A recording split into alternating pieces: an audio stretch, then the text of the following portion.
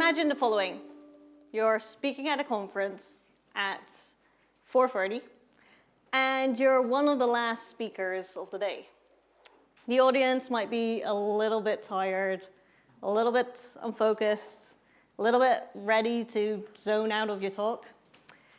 And they don't want to listen to you just ramble on about something that they don't care about. So how do you keep them engaged? How do you get the message across that you're hoping to? So I think everyone here has at least one of those talks where, despite all your work on it, it just didn't have the impact that you were expecting it to have, where the audience just stopped listening or just didn't get it. And I think this often happens when the speaker makes it all about them, where the talk is something that they think people would want to hear, but without really understanding whether or not it's something that the audience wants or needs to hear. So whenever you create a talk, it needs to be focused on that audience. It's up to you to figure out how to get your message across as effectively as possible. So last year here at DevRelCon, I spoke about how do you create effective slides in the art of slide design. So this year, I want to look at how do you create effective talks. So rather than focusing on how to tell an effective story, like how do you figure out what story to tell in the first place? And reflecting back on my own experiences and my own process of coming up with talks, I realized that a lot of it I was basing on was my past experiences as a developer. And it requires a bit of a mindset shift. But for me, designing an effective talk is the same process as designing an effective product. Only in this case, the end product is your talk. So it always surprises me when I talk to friends or to colleagues, when I'm helping them with their presentations, that they're not really approaching it already in this manner. These are people that are part of product teams and are part of building products in real life, well, in their daily life. And yet they're not applying that same approach here in their talks. So it's rare that a company will launch a product without doing the research of figuring out whether it's a product that people want. Yet it's something that happens all the time in our talks. So that's kind of what this talk is about. How do you apply design thinking when creating a new talk? It's not the only way of creating a talk, but if you're struggling with it and want a process to follow to make it all easier, why not one that you might be already a bit familiar with? So there are different definitions out there of design thinking, and it is a bit of a buzzword right now. But my own take on it is this. Design thinking is a way of thinking deliberately about what you're creating and constantly reacting and reflecting on that. So it's not just for designers. Design thinking is more about the mentality of how you approach problems. And there are quite a lot of different variations, frameworks, and models out there to achieve all that get put under the big label of design thinking. So to keep things a bit simple here, I'm sticking in this presentation to the 5-phase model of design thinking. As the name says, there are 5 phases: empathize, define, ideate, prototype, and test. So I'll be talking a bit about each of these areas and how you can go through and apply each phase with some practical exercises. So I'll be going through each of the 5 phases separately, sequentially, but in real life, they don't really necessarily always happen in that order. It's the most logical and easy way to explain it, but in reality, some of these might happen in parallel, or you might be jumping back and forth between some of these. And for some talks, you might cover all of this in a single afternoon. For other talks, you might do this process over several weeks. It really depends on you, and it depends on the talk. So first, empathize. So we had a good talk from Leslie this morning that was all about empathizing. And I think it applies to this as well. So typically when we're building a product, we first try to understand who our users are and what our user needs are. It's all about doing the research beforehand so you know what your starting point is. So the first thing we should be doing when creating talks is researching our users. Who will be listening to it? Who is the target audience? For instance, the audience at a local community hack day will be quite different from the audience at a big corporate marketing event. Equally important, I think, is what is the talk context? So what I mean with that is, what are the logistical constraints? A 50-minute presentation, for instance, will need a much different approach than a 2-hour-long workshop. So the first phase is all about putting yourself into your audience's shoes and collating as much info as you can. So one exercise that I like to start off with is just collating and gathering all the information that I can about the audience, the format, and the topic. So start with your audience. So what do you know about the event, the organizers, and most importantly, the attendees? So think about things like what the background is, what prior knowledge they already might have. So this lines up with what Joe said this morning about learning paths and what the person might know already. So figure out what other speakers there are, and also what they are talking about, because that also influences people's prior knowledge. So the people that have been before you are all contributing to the things that your audience will know. So next, understand what the logistical constraints are. So things like how long is your time slot, what time you'll be speaking at, what type of stage you're speaking on, whether you'll have access to Wi-Fi or audio. So these are all things that can influence the structure and format of your talk. And then finally, write down what you already know about the content of your talk.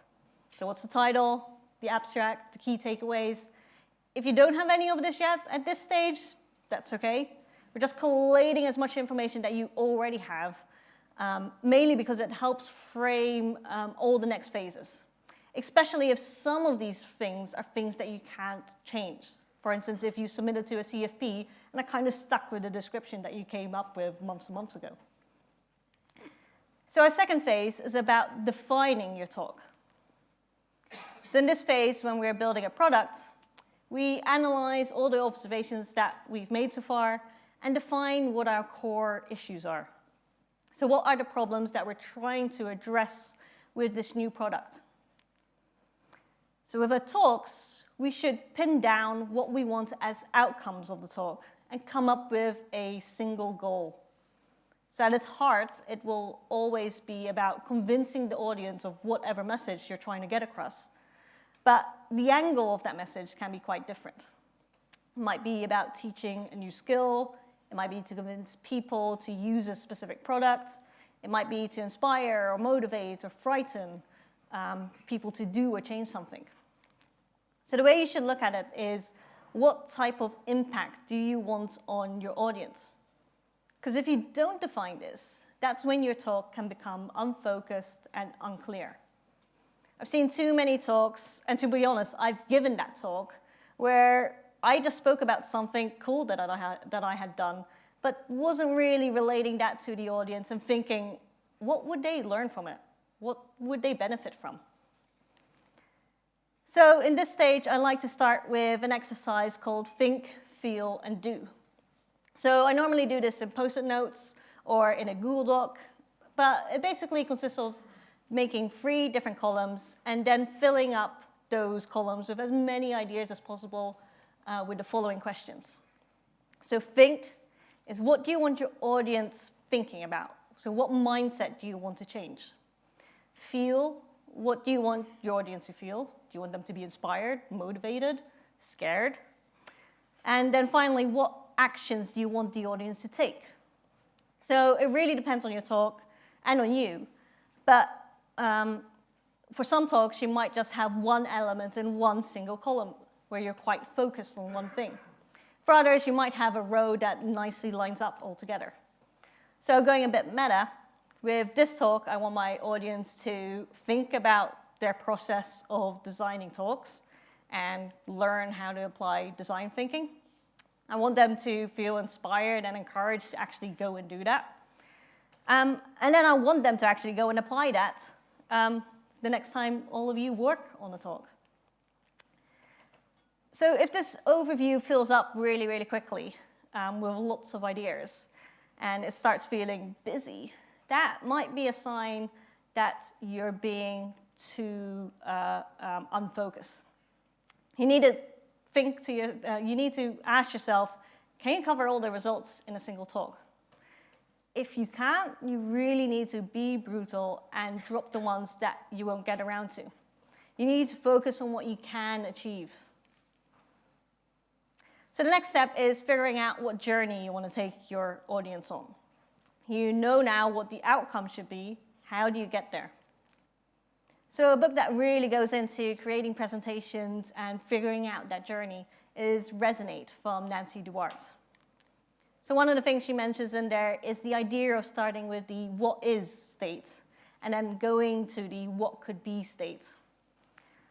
So going back to the outputs of the previous exercises, you need to be able to map that first exercise of who your target audience is and what their start state, their what is state is, and then map that to their what could be state.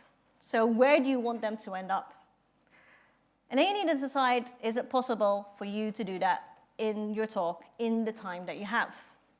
And then again, if the answer is no, you really need to you need to limit down the scope that you have and where you want your audience to end up. So finally, based on the outcomes, what's the main goal of your talk? So final exercise for this phase is write down a one-liner of your main goal.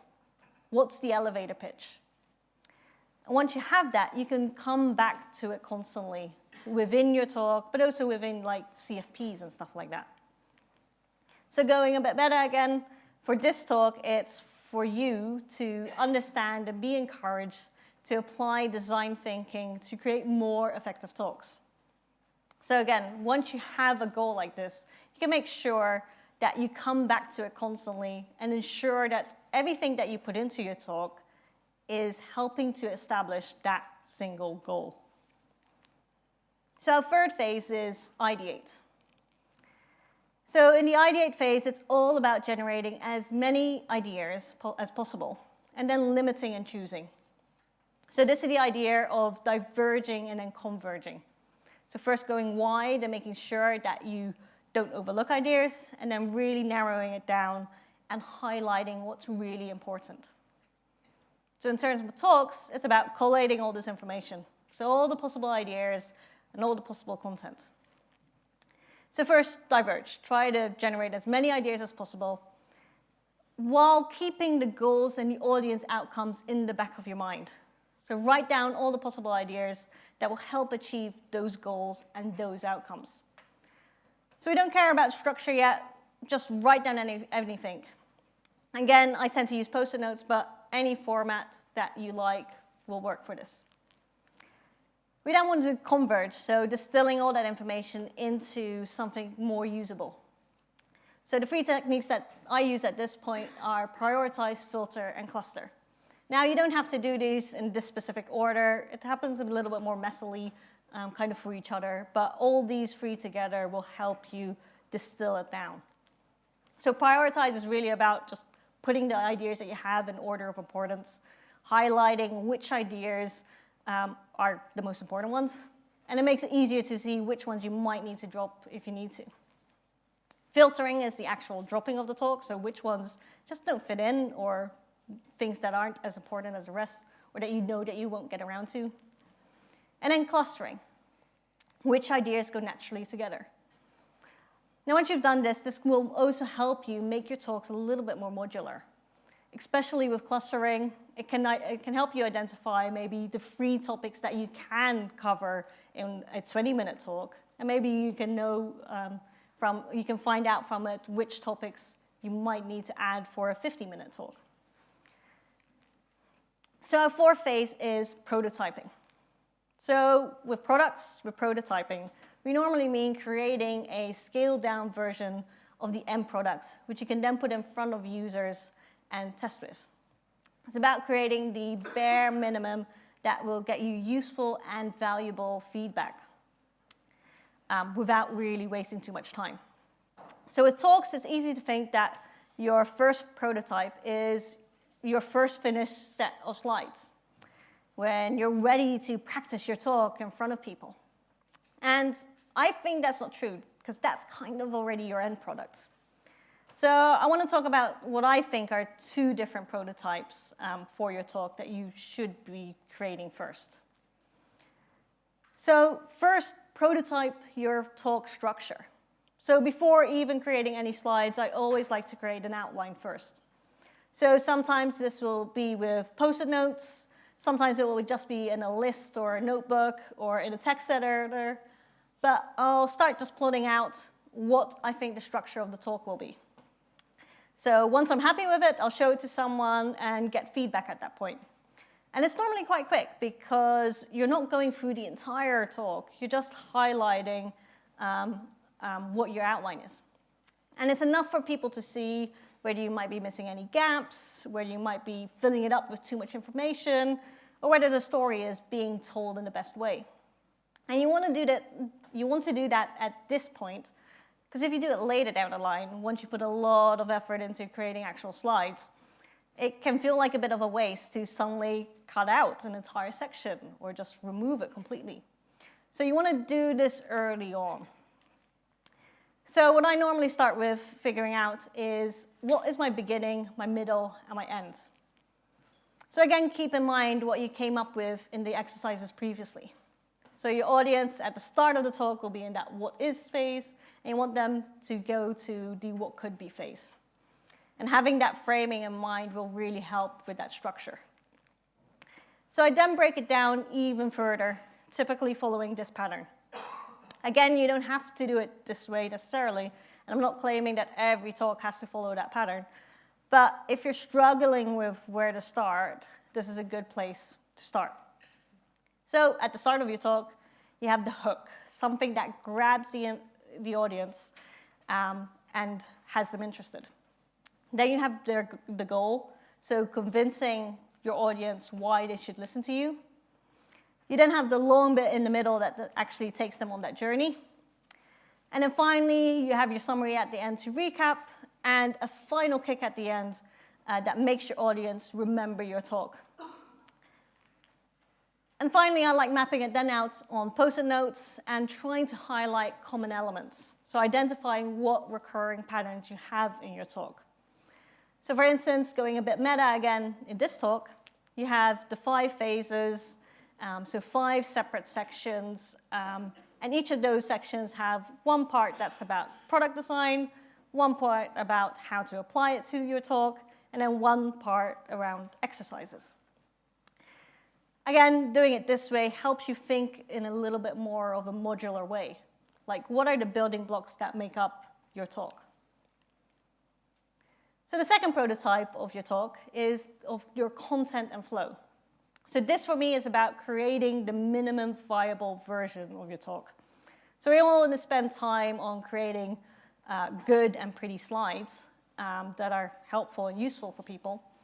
But a good way to start is to just turn your outline into the simplest slides that you can think of. So for me, that normally means grabbing whatever I wrote on those Post-it notes and then putting that on a slide. And then spend time filling out my speaker notes with what I actually want to say. Because at that stage, it's more important to do that than focusing on the slides. It's all about having something quickly so that you can test out the content in real life in a practice run. Which brings us to the final stage of testing. So going back to what I said at the start, I've been going through these phases sequentially. And in reality, though, that's not what really happens. And I really want to especially highlight that with testing. So I try to get feedback as often as I can during this process. Every previous phase benefits from just talking it through with someone and getting someone else's perspective on it. So the testing phase is all about getting deliberate feedback about your product and then making sure that you ask the right questions to get that feedback. So the main thing here is to prepare your feedback sessions.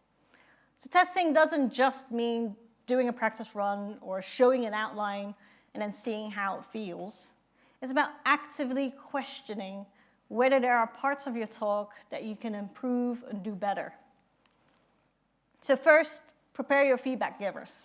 So explain to them who the target audience is, what the goals and outcomes of the talk should be. And if you don't share that with your feedback givers, it becomes tricky for them to actually give advice as to what you want your talk to be. And next, prepare actual feedback questions. What areas do you want feedback on? Is it about the timing of your talk, specific sections that you don't feel are quite right? So the more specific your questions are, the more likely you end up with feedback that is helpful to you. So those are 5 phases that I think will help you create better and more effective presentations. So try to empathize with your audience. Define what your talk should actually focus on. Then ideate on all the different ideas and content that could go into your talk. So prototype the outline and the slides, and then test it and get actual feedback. The thing with these phases, though, is I don't just apply this type of design thinking to just my talks. I think any type of content that you create that is meant for other people would benefit from you thinking through how to make it more effective. Whether it's a blog post on your company blog, documentation about your APIs, an email that goes out to your entire team, a conversation you need to have with a colleague, or a commit message explaining that tricky thing that you did. Good presentations, good blog posts, good documentation, they're all about understanding your audience and building the right message for them. And it's up to you to discover what that message should be and make it as effective as possible. So that's it. Thanks for listening.